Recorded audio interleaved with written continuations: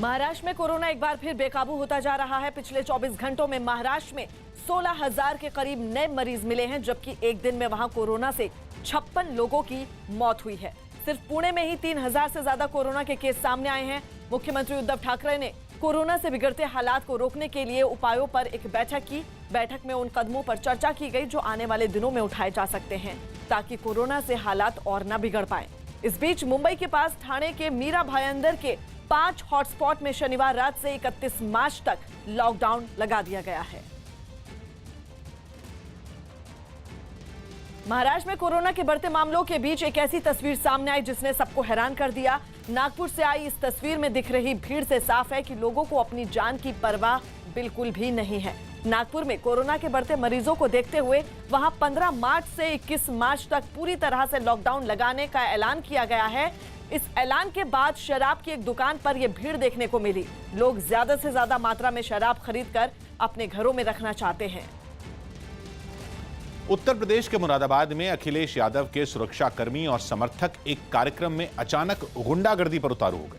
Press conference के दौरान कुछ तीखे सवालों पर अखिलेश इस कदर भड़क गए कि वो शालीनता की मर्यादा भी भूल गए, जिसके बाद अखिलेश यादव के सुरक्षाकर्मी और समाजवादी पार्टी के नेताओं ने पत्रकारों से धक्का मुक्की शुरू कर दी।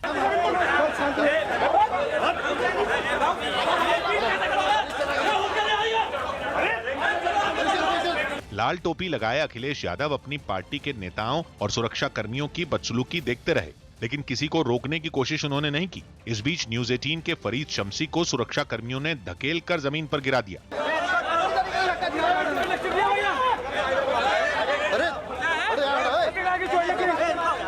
उनके पेट में गंभीर चोट लगी। साथ ही पत्रकार उन्हें उठाकर अस्पताल ले जाने लगे।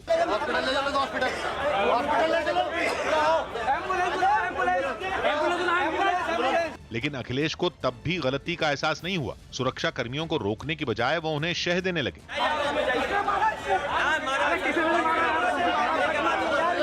अखिलेश पत्रकारों से बदतमीजी पर उतारू हो गए।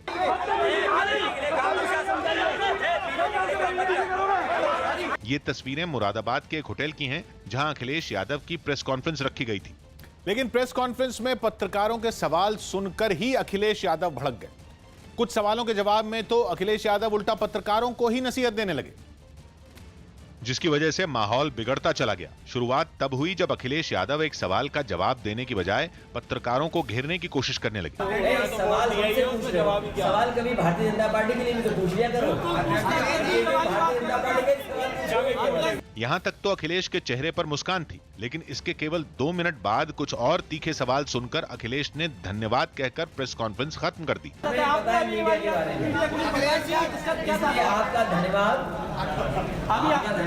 लेकिन कुछ पत्रकारों ने जब उनसे सवाल पूछने बंद नहीं किए तो होटल के हॉल में हंगामा शुरू हो गया। अखिलेश यादव के समर्थक और सुरक्षाकर्मी पत्रकारों से धक्का मुक्की और मारपीट पर उतारू हो गए। केवल न्यूज 18 के फरीद शमसी ही नहीं, बल्कि कई पत्रकारों के कैमरे और मोबाइल फोन तक टूट गए। सवाल पूछा दिया, पहले राइफल मारी हूँ, फिर अखिलेश यादव ने कहा कि तुम ये जानबूझकर कर रहे हो। हमने कहा नहीं, सवाल पूछ रहे हैं, हमारा काम है।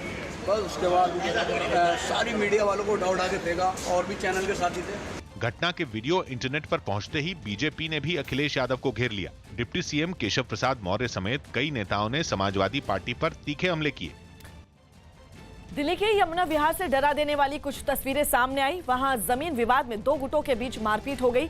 बताया गया कि 2 भाइयों के बीच यह विवाद खड़ा हुआ, जो इतना बढ़ गया कि नौबत मारपीट तक पहुंच गई। इस घटना का जो वीडियो सामने आया, उसमें सड़क पर कुछ लोग एक आदमी को डंडों से पीटते हुए दिखाई दिए। उन्होंने पहले उसे घेर लिया और काफी देर तक उसे खूब मारा। जिस प्रॉपर्टी के लिए बात इतनी बढ़ गई, उसी के बाहर उसकी पिटाई की गई। कई लोग उसे लगातार लात और घूंसों से मारते रहे।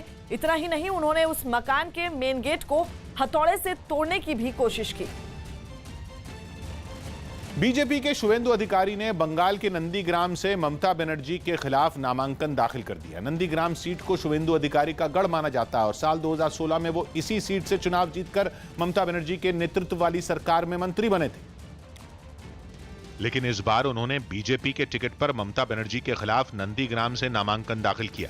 इससे पहले उन्होंने वहां एक पदयात्रा की, जिसमें शुवेंदु के समर्थकों ने तो उनका साथ दिया ही, दिल्ली से उनका साथ देने के लिए केंद्रीय मंत्री स्मृति ईरानी और धर्मेंद्र प्रधान भी हल्दिया पहुंचे, जो पदयात्रा के दौरान शुवेंदु के साथ कदम से कदम मिलाते नजर आए। शुवेंदु अधिकारी आप देख सकते हैं कि रोड शो निकाल रहे हैं, पैदल रोड शो निकाल कर अपना नॉमिनेशन दाखिल करेंगे। उनके साथ केंद्रीय मंत्री स्मृति ईरानी और केंद्रीय मंत्री धर्मेंद्र प्रधान भी उनके साथ हैं।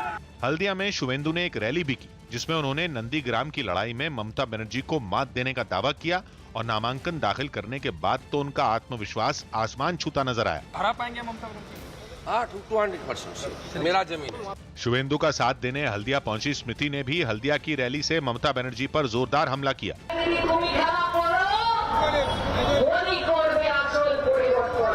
2 दिन पहले ममता बनर्जी ने भी वहां अपनी ताकत दिखाई थी और नंदीग्राम के शिव मंदिर में पूजा की थी, जिसके जवाब में शुवेंदु ने भी शक्ति प्रदर्शन किया और उन्होंने भी नंदीग्राम के मंदिर में पूजा करने के बाद अपना नामांकन दाखिल किया।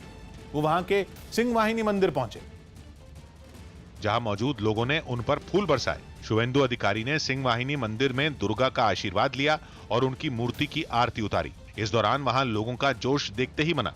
सिंह वाहिनी मंदिर में आके पूजा अर्चना कर रहे हैं। इस वक्त यहाँ पर पहुंच चुके हैं शुवेंदु अधिकारी और जो गांव के लोग हैं वो उनके साथ सेल्फी ले रहे हैं। शुवेंदु नंदीग्राम के जानकीनाथ मंदिर भी गए, जहां उन्होंने यज्ञ किया।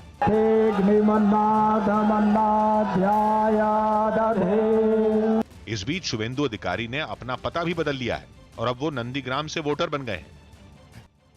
14 मार्च को अमित शाह रोड शो करेंगे।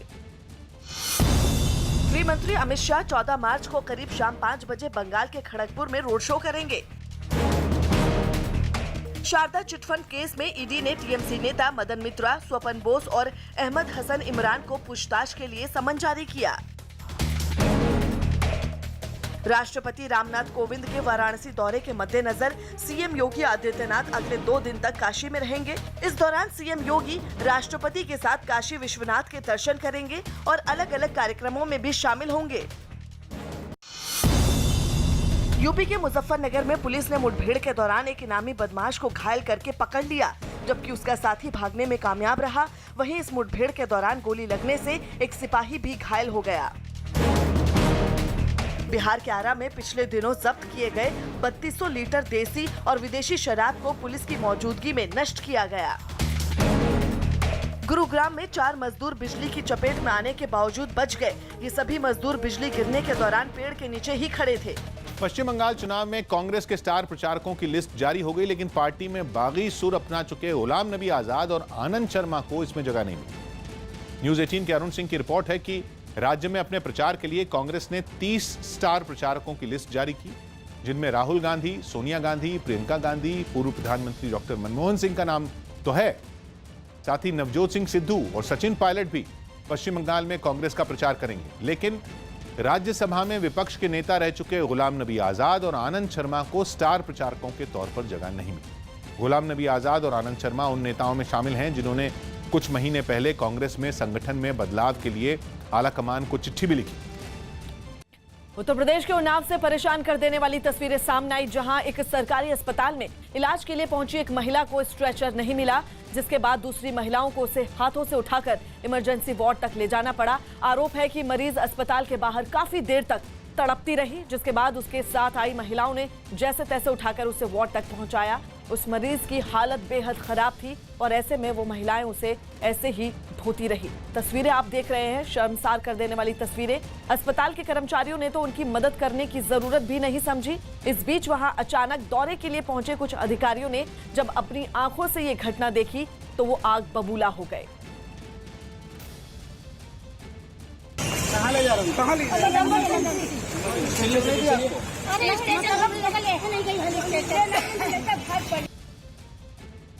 अधिकारियों ने पहले उन महिलाओं से मामले की जानकारी ली और उसके बाद अस्पताल के कर्मचारियों को जमकर फटकार लगाई। रोमानिया के कॉन्स्टांता में माल ढुलाई करने वाला एक जहाज समंदर में डूब गया, जिसमें सवार 2 लोगों की मौत हो गई, जबकि जहाज पर सवार 10 लोगों को बचा लिया गया। इस रेस्क्यू ऑपरेशन का एक वीडियो भी सामने आया, जिसमें बचाव कर्मी समंदर में फंसे एक आदमी को बचाते नजर आए। हालांकि इस रेस्क्यू ऑपरेशन के लिए उन्हें एड़ी चोटी का जोर लगाना पड़ा, क्योंकि उस वक्त समंदर बेहद अशांत था। ऊपर से तेज हवाएं भी उनकी राह में रोड़ा बन रही थी। लाइफ बोट से उस आदमी को निकालने के लिए उस तक रस्सी से बंधा एक बड़ा जाल भेजा गया, जो देखने पर किसी पिंजड़े जैसा लग रहा था। उसके करीब आते ही वो आदमी उस जाल के अंदर घुस गया और फिर बचाव कर्मियों ने उसे जहाज पर खींच लिया। इस हादसे में एक शख्स लापता हो गया, जिसकी हेलीकॉप्टर से तलाश शुरू हो गई। उत्तर प्रदेश के बुलंदशहर से एक डराने वाली तस्वीर सामने आई। वहां कुछ बदमाश बीच सड़क पर दो लड़कों को जमकर पीटते नजर आए। बताया गया कि दोनों तरफ के लोगों के बीच पहले से कोई विवाद था, जिसके बाद एक गुट के लोग हथियारों से लैस होकर वहां पहुंचे और बीच बाजार में ही दोनों लड़कों की पिटाई करने लगे। बदमाशों ने दोनों की जमकर पिटाई की। यही नहीं, विरोध करने पर वो खुलेआम फायरिंग करने लगे। ये बदमाश काफी देर तक दोनों लड़कों की पिटाई करते रहे।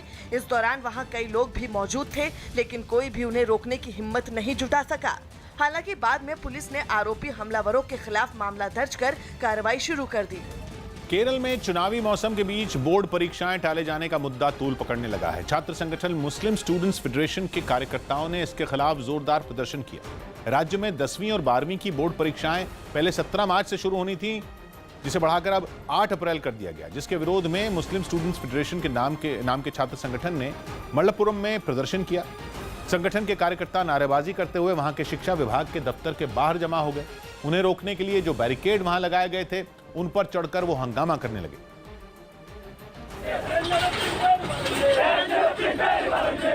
इसके बाद सभी प्रदर्शनकारी बीच सड़क पर बैठ गए और विभाग के खिलाफ नारे लगाने लगे, जिसके बाद प्रदर्शन कर रहे लोगों को वहां से खदेड़ने के लिए उन पर पानी की बौछार की गई। हालांकि पुलिस की इस कार्रवाई से उन पर कोई असर नहीं हुआ और सभी दोबारा बीच रास्ते पर बैठकर अपना विरोध जताने लगे। कमल हासन कोयम्बटूर साउथ से चुनाव लड़ेंगे। मक्कड़ निधि मय्यम पार्टी के नेता कमल हासन तमिलनाडु की कोयम्बटूर साउथ विधानसभा सीट से चुनाव लड़ेंगे। जम्मू कश्मीर के बारामूला में कुछ लोगों ने हथियार दिखाकर एक बैंक से 2 लाख रुपए लूट लिए। आशंका है कि ये लुटेरे आतंकी हो सकते हैं। भारतीय नौसेना ने समंदर में भटके MV नयन नाम के कार्गो जहाज की मदद की। इस भटके हुए जहाज की मदद के लिए यमन की खाड़ी में तैनात INS तलवार को भेजा गया था। MV नयन जहाज तकनीकी खराबी की वजह से अपना रास्ता भूल गया था। राजस्थान की गहलोत सरकार के खिलाफ उनके 2 विधायकों ने मोर्चा खोल दिया। सचिन पायलट गुट के दोनों विधायकों ने गहलोत सरकार पर दलित विधायकों और दलित समुदाय की अनदेखी का आरोप लगाया। साथ ही उन्होंने राहुल गांधी से भी मिलने का वक्त मांगा। हम चाहते हैं कि जिन वर्गों से आप सरकार बनी है, उन वर्गों का सरकार ध्यान रखे। गहलोत सरकार में मंत्री प्रताप खाचरियावास ने भरोसा जताया कि विधायकों की नाराजगी का असर राज्य सरकार पर नहीं पड़ेगा। हमारा कोई भी विधायक नाराज हो सकता है, अपने मुद्दे उठा सकता है, इसका मतलब ये नहीं कि हमारे परिवार से अलग है। कोरोना वायरस से बचाव के तरीकों से लोगों को जागरूक करने के लिए मुंबई के एक NGO ने अनोखा तरीका निकाला। इसके लिए उसकी कुछ महिलाएं एक बस्ती में पहुंची, जहां उन्होंने वहां रहने वाले लोगों को गाने के जरिए हाथ धोना सिखाया। लोगों को बताती हैं कि आखिरकार उन्हें कोरोना से बचना है और इसका भी उन्होंने एक अनोखा तरीका इन्वेंट किया है। इन महिलाओं ने कुछ लोगों को इकट्ठा कर गाने के जरिए हाथ धोने की अहमियत समझाई। गाने के थ्रू सीखते हैं, तो इसलिए हम लोग ने एक गाना बनाया है। NGO से जुड़ी इन महिलाओं ने बताया कि लोगों से आसानी से जुड़ने के लिए ये तरीका निकाला गया। जम्मू कश्मीर के कुपवाड़ा में सेना के जवानों ने बर्फबारी में फंसी एक गर्भवती महिला को स्ट्रेचर पर लादकर अस्पताल पहुंचाया।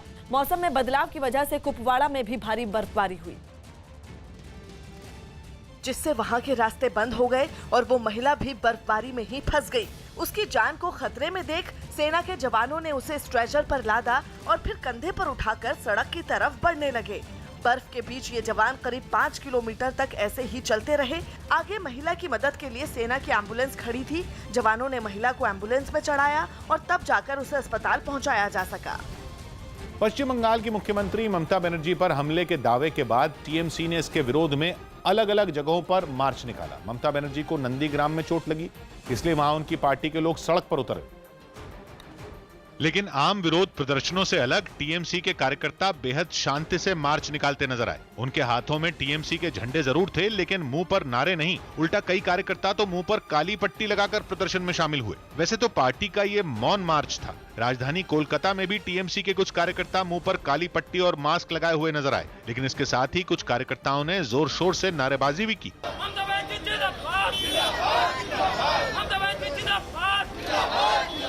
मार्च के जरिए टीएमसी ने यह दिखाने की कोशिश की कि उसके तेवर नरम नहीं पड़े हैं, बल्कि उसने तो ममता बनर्जी को बंगाल की शेरनी बता दिया। चोट खावा बाघ और भी डेंजर होता है, बीजेपी होशियार। वहीं टीएमसी पर पलटवार करने के चक्कर में बीजेपी नेता विश्वनाथ बनर्जी शब्दों की मर्यादा लांघ गए। नंदीग्राम जो रास्ते में चलने वाला लोगों, काम करने वाले लोगों को वो जगह देते हैं, ऐसे लूले लंगड़े को तो बिल्कुल नहीं देते। 10 मार्च को नंदीग्राम में नामांकन दाखिल करने के बाद जब ममता बनर्जी प्रचार अभियान में जुटी थीं, तब उनके पैर में चोट लग गई थी और तभी से बंगाल में ऐसा बवंडर आया है कि राज्य की सियासत ममता बनर्जी के पैर की एक चोट के इर्द गिर्द घूमने लगी है। एक दिन पहले तो ममता बनर्जी ने यह ऐलान तक किया कि अगर जरूरत पड़ी तो वो व्हील चेयर पर ही प्रचार करने पहुंचेंगी, जिसके बाद इस हंगामे में एक वीडियो की एंट्री भी हो गई जिसने नया बवाल खड़ा कर दिया। टीएमसी नेता दिबांशु भट्टाचार्य देव के ट्वीट किए इस एनिमेटेड वीडियो में एक व्हील चेयर गोल गोल घूमती नजर आई और उसे देखकर लोग थर थर कांपते दिखे। वीडियो के आखिर में एक फुटबॉल पर प्लास्टर चढ़ाकर पैर रखा नजर आया, जिसे देखते ही ये साफ हो गया कि बात ममता बनर्जी की हो रही है। इस वीडियो के साथ दिबांशु भट्टाचार्य ने लिखा कि तैयार रहो, खेला होबे। लेकिन बीजेपी ने दावा किया कि टीएमसी चाहे जो कर ले, राज्य में वो चारों खाने चित होने वाली है। पश्चिम बंगाल की जनता ने ये ठान लिया वो इस सरकार को दोबारा सत्ता में नहीं लाए। वहीं चूंकि टीएमसी का दावा है कि ममता बनर्जी पर नंदीग्राम में साजिश के तहत हमला हुआ, इसलिए उसने इसकी शिकायत चुनाव आयोग से कर दी। इस बीच ममता बनर्जी को कोलकाता के एसएसकेएम अस्पताल से छुट्टी भी मिल गई और वो व्हील चेयर पर बैठकर अस्पताल से निकली। तस्वीरों में उनके बाएं पैर पर प्लास्टर चढ़ा हुआ भी नजर आया। कैमरे देखते ही ममता बनर्जी ने हाथ जोड़कर मीडिया का आभार जताया। वहीं मुख्यमंत्री को घर ले जाने के लिए कोई खास बुलेट प्रूफ गाड़ी नहीं, बल्कि एक सामान्य कार पहुंची, जिसमें 2-3 लोगों ने ममता बनर्जी को ड्राइवर के साथ वाली सीट पर बैठने में मदद की और फिर वो अस्पताल से निकल गई। बताया गया कि डॉक्टर ममता बनर्जी को और 2 दिन के लिए अस्पताल में रखना चाहते थे, लेकिन ममता लगातार उन्हें डिस्चार्ज करने की जिद पर अड़ी रहीं और आखिरकार उन्हें अस्पताल से छुट्टी मिल गई। लगभग 44 घंटे अस्पताल में रहने के बाद मुख्यमंत्री ममता बनर्जी डिस्चार्ज होकर अपने घर की तरफ जा रही हैं। आप देख सकते हैं एसएसकेएम हॉस्पिटल में ममता बनर्जी बाहर निकल रही हैं और एक छोटी सी कार, व्हील चेयर पर बैठी हुई ममता बनर्जी। तो वहीं ममता बनर्जी को लगी चोट की शिकायत करने के लिए टीएमसी का प्रतिनिधिमंडल दिल्ली में चुनाव आयोग पहुंचा।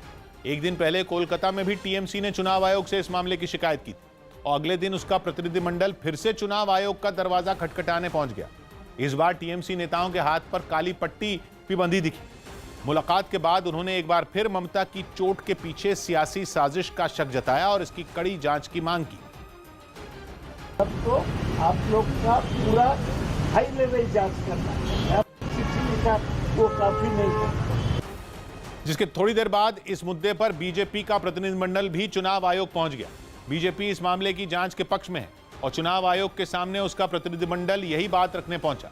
एक दिन पहले ही बीजेपी ने ममता बनर्जी को सलाह दी थी कि वो उनकी चोट के मामले की जांच सीबीआई से करवाने की मांग करे। चुनाव आयोग से मुलाकात के बाद उसने फिर से निष्पक्ष जांच की मांग दोहराई।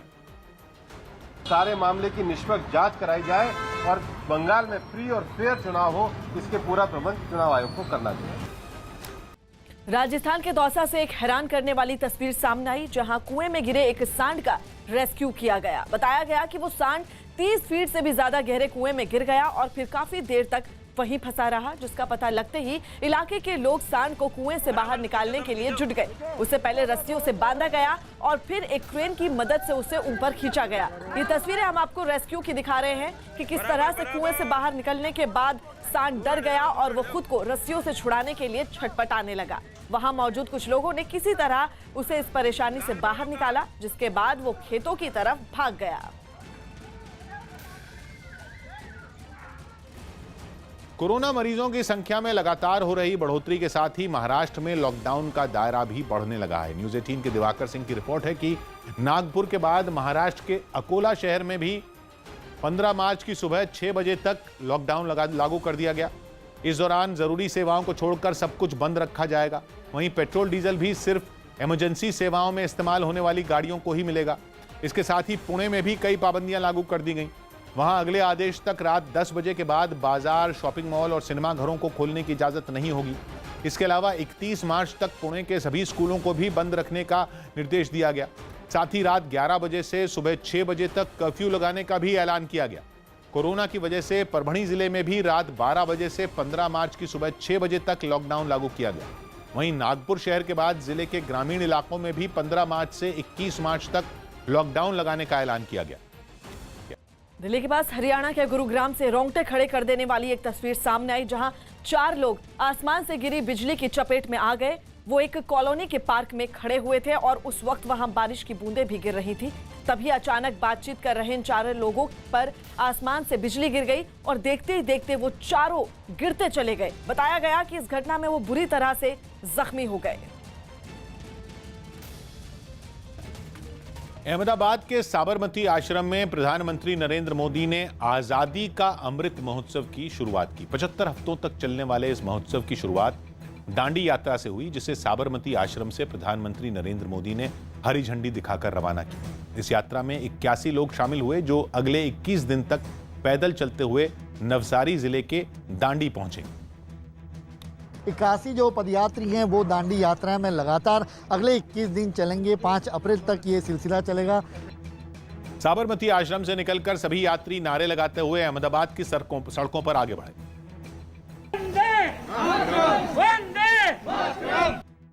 इससे पहले साबरमती आश्रम में पहुंचकर प्रधानमंत्री ने महात्मा गांधी की तस्वीर पर माला चढ़ाकर उन्हें नमन किया और आजादी का अमृत महोत्सव की शुरुआत की। ये महोत्सव राष्ट्र के जागरण का महोत्सव है। प्रधानमंत्री ने इस महोत्सव की एक वेबसाइट भी लॉन्च की, जिस पर अगले 75 हफ्तों तक होने वाले कार्यक्रमों की जानकारी मिलेगी। एमके स्टालिन के बेटे विधानसभा चुनाव में ताल ठोकेंगे। डीएमके ने तमिलनाडु विधानसभा चुनाव के लिए अपने उम्मीदवारों की सूची जारी कर दी। इसमें एमके स्टालिन के बेटे उदयनिधि का भी नाम शामिल है। स्विट्जरलैंड के टेनिस खिलाड़ी रॉजर फेडरर ने दुबई एटीपी टेनिस टूर्नामेंट से अपना नाम वापस ले लिया। वो एक दिन पहले ही कतर ओपन में दूसरे दौर से ही बाहर हो गए थे। फेडरर अभी अपने अभ्यास पर ज्यादा समय देना चाहते हैं। घुटने की सर्जरी के 13 महीने बाद उन्होंने कतर ओपन से फिर वापसी की थी। गुजरात में पोरबंदर के पास समंदर में एक नाव में आग लग गई। इसके बाद कोस्ट गार्ड ने तुरंत वहां पहुंचकर आग को बुझाया और नाव में सवार सभी मछुआरों को सुरक्षित बचा लिया। यूरोप के देश ग्रीस में एक क्रूज शिप में भीषण आग लग गई। हालांकि इस लग्जरी जहाज में आग कैसे लगी इसकी कोई जानकारी नहीं मिली, लेकिन वहां से जो तस्वीरें सामने आई उसमें समंदर के किनारे खड़े इस लग्जरी क्रूज से जोरदार लपटें निकलती हुई नजर आई। ये क्रूज वहां के कॉफू नाम के एक आइलैंड के पास खड़ा था, तभी उसके निचले हिस्से में आग लग गई। आग ने दूसरी मंजिल को भी अपनी चपेट में लेना शुरू कर दिया। भीषण आग की चपेट में आने से क्रूज की एक लाइफ बोट भी जलकर राख हो गई। हालांकि जहाज में मौजूद चालक दल के सभी सदस्यों और यात्रियों को कोई नुकसान नहीं पहुंचने की जानकारी दी गई। कोरोना संकट के बीच सिनेमाघरों में राजकुमार राव और जानवी कपूर की फिल्म रूही रिलीज हो गई। इस हॉरर कॉमेडी फिल्म के पर्दे पर आते ही बड़ी संख्या में लोग देखने के लिए इसे सिनेमाघरों में पहुंचे। जहां कोरोना वायरस से जुड़े दिशा निर्देशों का पालन करते हुए फिल्म दिखाई गई। रूही एक हॉरर कॉमेडी फिल्म है। तगड़ सिंह ने टंग होके तगड़ी कमर पे तगड़ी बांध के टांग टकाई। अटकता नहीं एकदम से। फिल्म में राजकुमार राव, वरुण शर्मा और जानवी कपूर मुख्य भूमिका में है। पलट नहीं। फिल्म में जानवी कपूर एक ऐसी लड़की हैं जो एक साथ 2 जिंदगियां जीती हैं। जानवी के एक किरदार से राजकुमार राव प्यार करते हैं और दूसरे से वरुण शर्मा। फिल्म में हॉरर और कॉमेडी के साथ रोमांस भी है। बहुत फनी थी, बहुत अच्छी थी। मुझे हॉरर कॉमेडी पर्सनली बहुत अच्छी थी मूवी। सस्पेंस है, हॉरर भी है और नए कलाकार हैं। सबसे ज्यादा लोग इसलिए खुश दिखे क्योंकि कोरोना के लंबे ब्रेक के बाद एक बार फिर इस फिल्म के साथ उनके सिनेमाघर पहुंचने का रास्ता खुल गया। बोर हो रहे थे, मतलब इंतजार कर रहे थे कि कभी थिएटर खुले। 1 ईयर के बाद में हम लोग मूवी देखने आए तो काफी अच्छा लगा देखने में भी। लोगों को सिनेमाघरों में हुए इंतजाम भी पसंद आए। इसमें अरेंजमेंट बहुत अच्छा कर रखा है इन्होंने। सोशल डिस्टेंसिंग वगैरह के साथ में बैठा रहे प्रॉपर। रूही दिनेश विजन की फिल्म है, जिन्होंने 2018 में राजकुमार राव के साथ ही स्त्री फिल्म में हॉरर कॉमेडी को पर्दे पर उतारा था। मुंबई में कंगना के खिलाफ केस दर्ज किया गया। धोखाधड़ी और कॉपीराइट उल्लंघन के मामले में मुंबई के खार पुलिस स्टेशन में कंगना रनौत और उनकी बहन रंगोली समेत 4 लोगों पर केस दर्ज किया गया। एमपी के बैतूल में कोरोना नियमों को नहीं मानने पर एक कोरोना पॉजिटिव मरीज के खिलाफ एफआईआर दर्ज की गई। झारखंड के कोडरमा में पति को डराने के लिए खुदकुशी का नकली वीडियो बना रही एक महिला हादसे का शिकार हो गई। पैर के नीचे से बाल्टी फिसलने की वजह से महिला की सच में फांसी लगने से मौत हो गई। रायपुर में खेले गए रोड सेफ्टी सीरीज के 12वें मैच में वेस्टइंडीज लेजेंड्स ने बांग्लादेश लेजेंड्स को 5 विकेट से हरा दिया। रामपुर पुलिस ने जेल में बंद आजम खान पर डूंगरपुर से जुड़े 11 मामलों में चार्जशीट दाखिल कर दी है। आजम खान पर तोड़फोड़ करवाने और लूट का आरोप है। WHO ने जॉनसन एंड जॉनसन की कोरोना वैक्सीन को मंजूरी दे दी है।